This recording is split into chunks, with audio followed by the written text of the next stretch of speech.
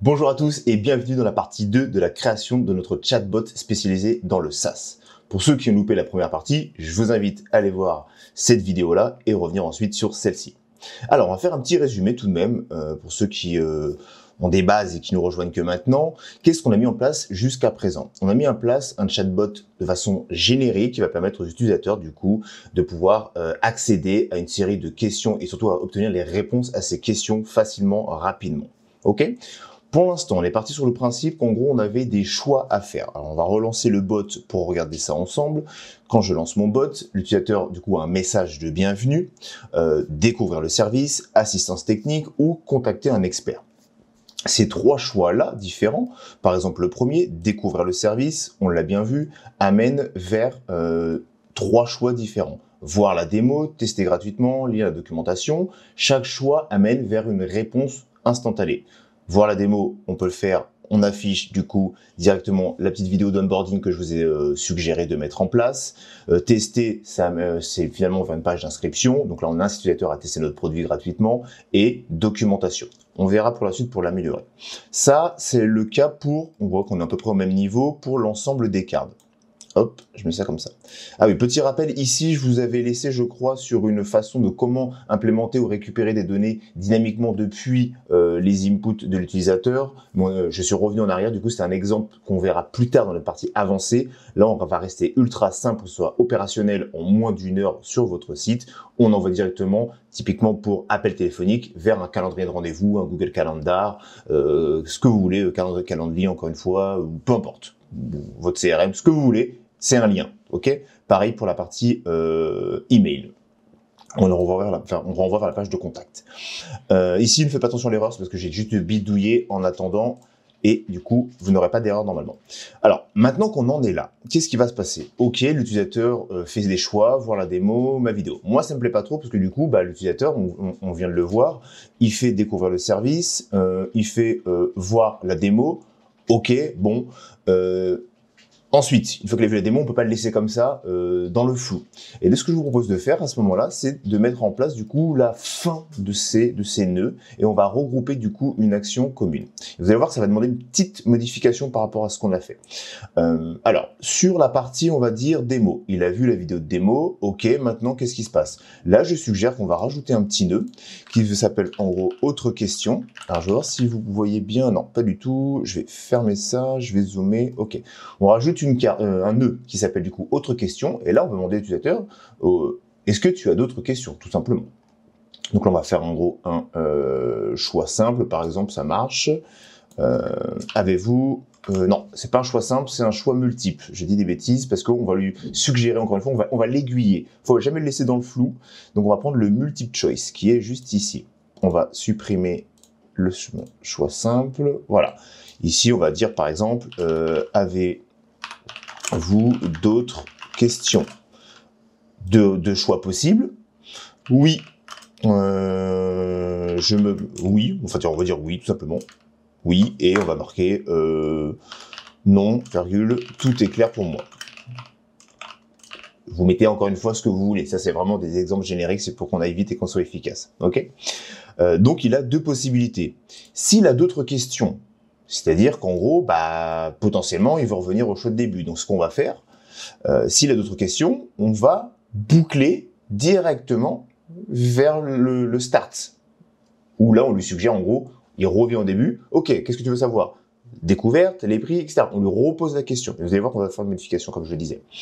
Avant de passer sur la boucle et sur la loupe du départ, on va dire que non, tout est clair pour moi. Si l'utilisateur choisit non, tout est clair pour moi, on aura tendance à se dire, bon, c'est bon, tout est clair pour moi, on finit le scénario. Non, moi, ce que j'aime bien mettre en place, c'est un petit nœud, on va appeler du coup remerciement. Et ce nœud-là va dire simplement, en gros, on va dire à l'utilisateur, on va le remercier d'avoir utilisé le chat et que s'il a d'autres questions, qu'il n'hésite pas à revenir vers nous. Donc, on va écrire ça. Ok. Si tout est clair pour toi, ok, si tout est clair pour toi, n'hésitez pas. Pour vous, je tutoie, c'est nouveau.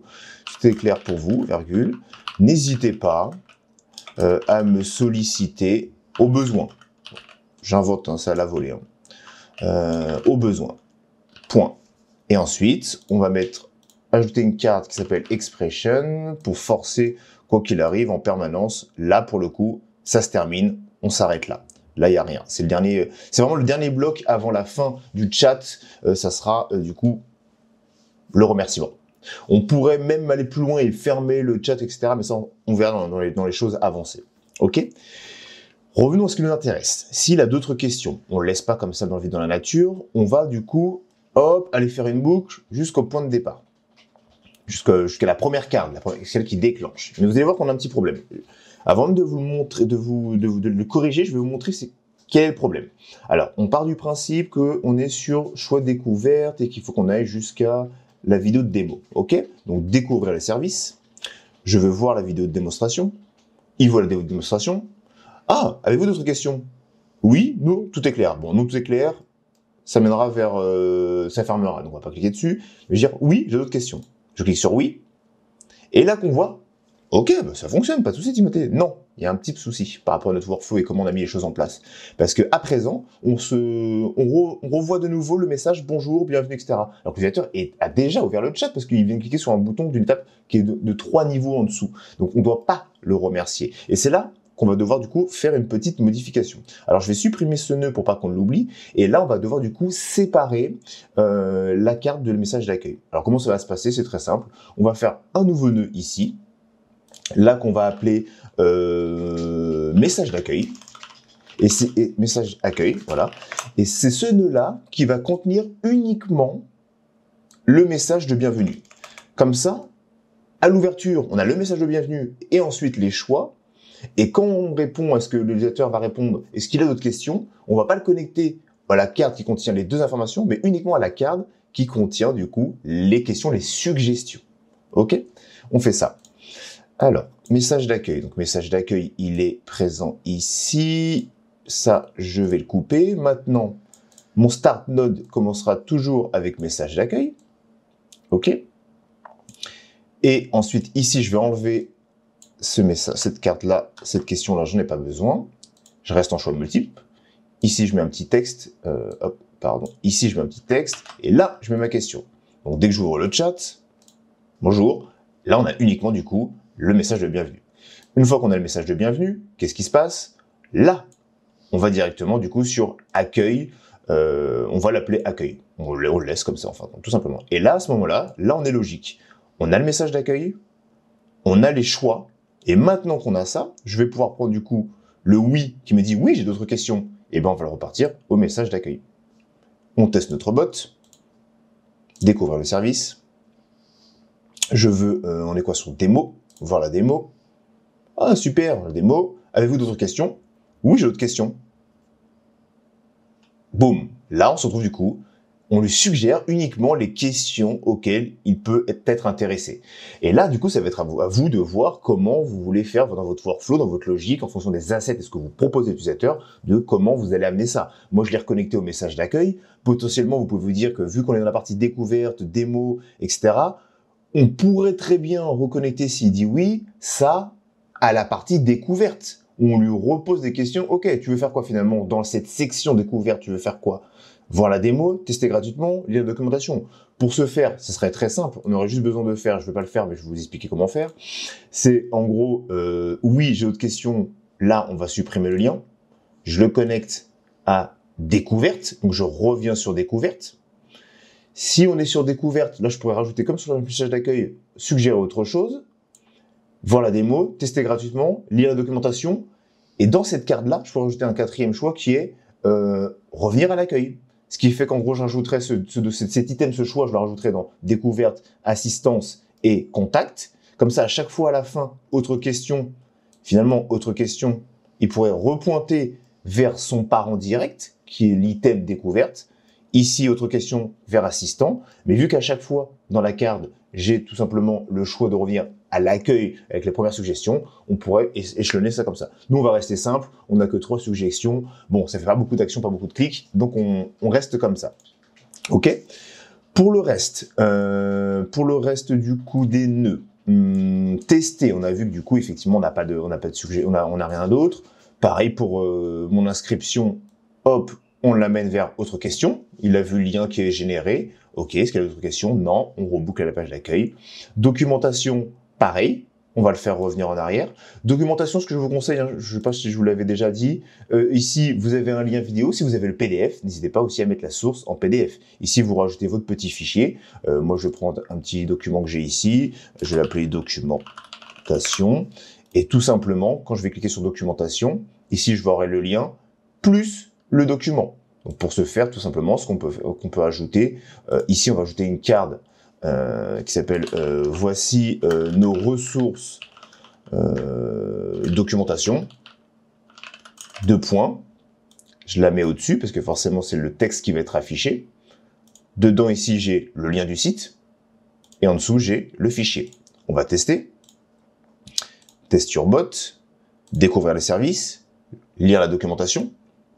J'ai soit du coup voici nos ressources documentation, donc le lien vers le site, vers la documentation, ou directement le fichier. Quand je clique sur le fichier, boum, il apparaît, mon document apparaît. Donc ça peut être un PDF, ça peut être ce que vous voulez, une vidéo, un tuto, bref, ça vous mettez ça comme vous voulez, vous avez compris le principe. Avez-vous d'autres questions?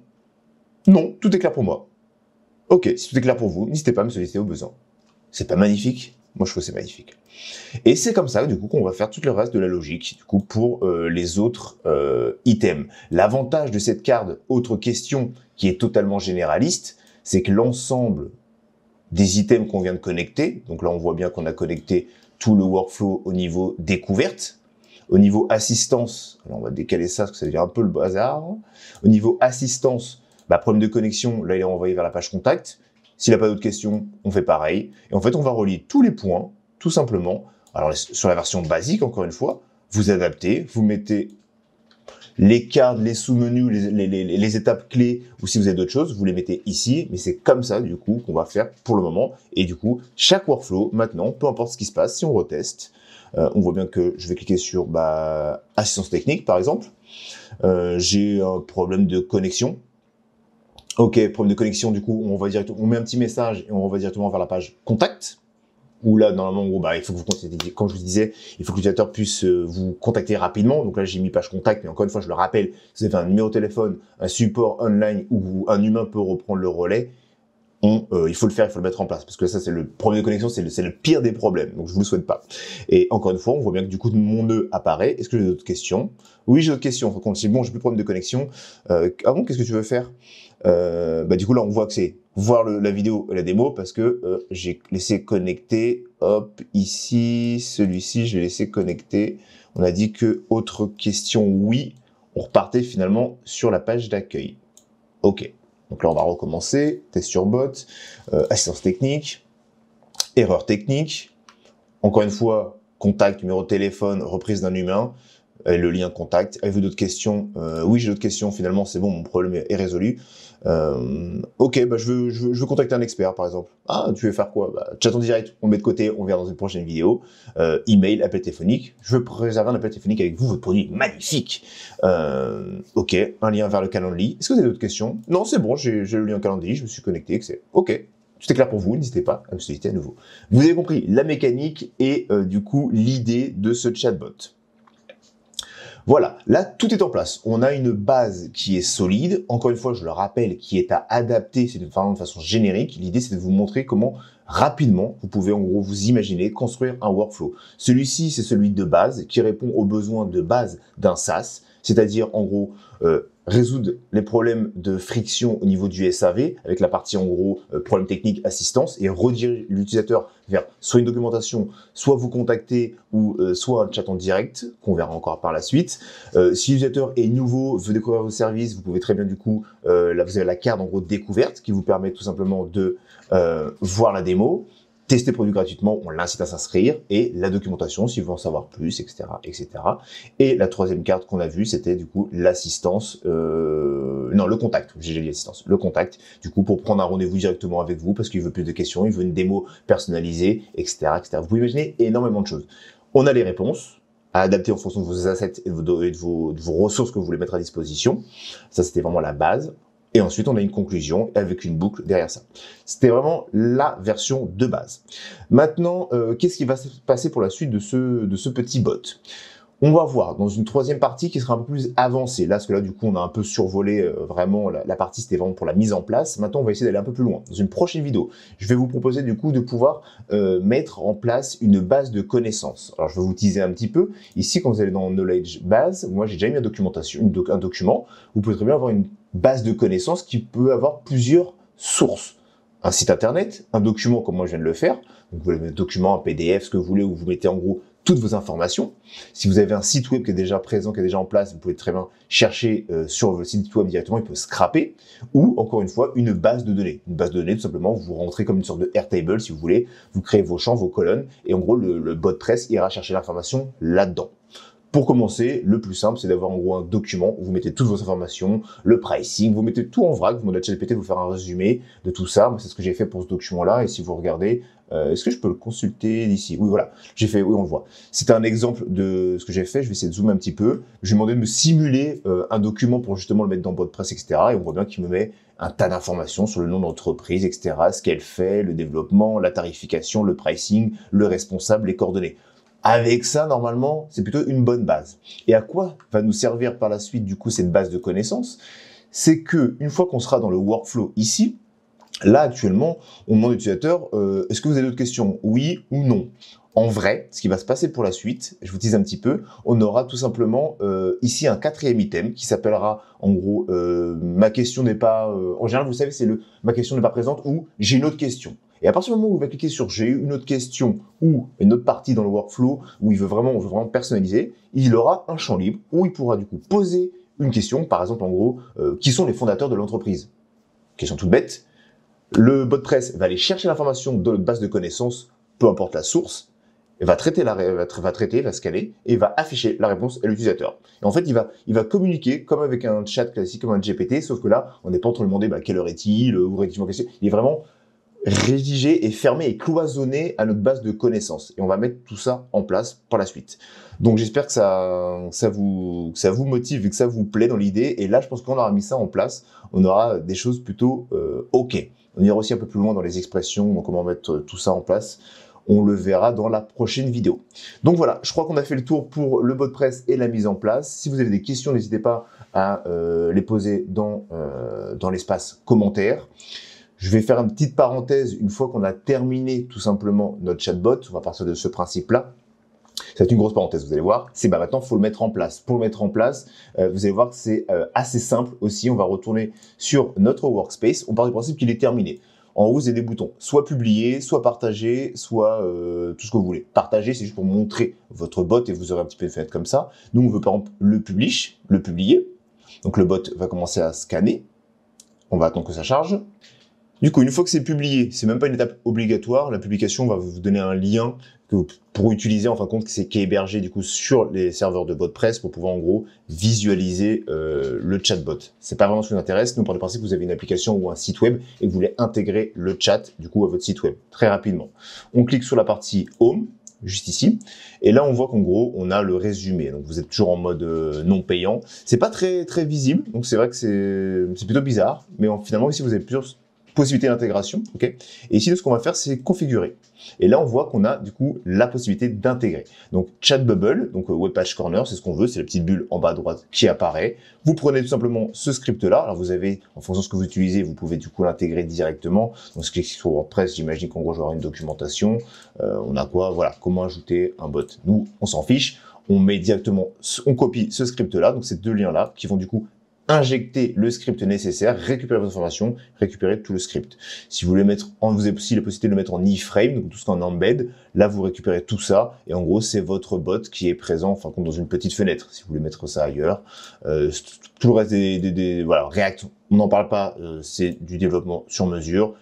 Chat Bubble suffira amplement. Vous prenez ce script-là, vous le mettez du coup dans la balise, avant la balise head ou body, en fonction de où vous êtes. Normalement, c'est censé fonctionner sans problème, mais ça, on va le couvrir dans l'étape finale une fois qu'on aura fini l'ensemble du processus. Je voulais juste vous montrer ça parce qu'en gros, ceux qui veulent déjà s'arrêter et que cette version-là leur suffise, vous savez comment du coup récupérer les données de votre chatbot. Voilà, encore une fois, n'hésitez pas à laisser un petit message dans les commentaires si vous avez des questions, des suggestions, des idées ou vous avez des doutes sur votre scénario, vous voulez qu'on regarde ça ensemble. Ce sera avec plaisir que je jetterai un œil à vos scénarios et à votre BotPress configuration. Je vous dis à bientôt dans une prochaine vidéo. La prochaine, encore une fois, ça sera sur la base de connaissances, comment on met en place une base de connaissances dans notre chatbot pour que l'utilisateur puisse interroger notre base, peu importe la source, site internet, document, fichier, on s'en fiche. Peu importe, ok? Voilà, on a terminé pour la partie 2 de notre chatbot sur BotPress spécialisé dans le SaaS. On verra les autres fonctionnalités un peu plus poussées dans une prochaine vidéo. En attendant, je vous dis à plus tard.